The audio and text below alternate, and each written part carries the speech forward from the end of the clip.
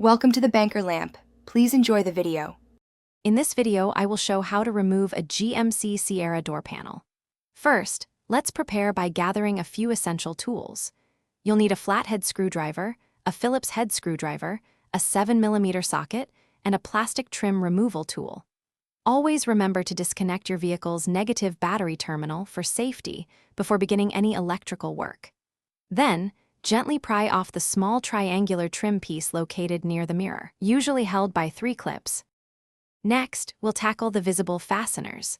Look for a small cover behind the door handle, pry it off to reveal a 10mm bolt. Also, behind the armrest, you'll find another cover hiding 2 more 10mm bolts. Some models also have a 7mm screw behind the door lock. Don't forget to check along the bottom edge of the door panel for any additional screws that need to be removed. With all screws removed, it's time to detach the main panel. Starting from a lower corner, use your plastic trim removal tool to gently pry the panel away from the door frame. Work your way around the sides, releasing the numerous plastic clips holding it in place.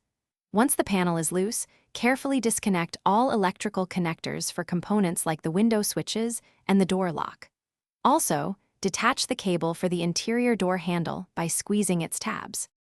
Finally, with all connections detached, lift the door panel straight up and away from the door to fully remove it. Before reinstallation, take a moment to inspect all the plastic clips on the back of the panel. If any are broken or missing, replace them to ensure a tight, rattle-free fit.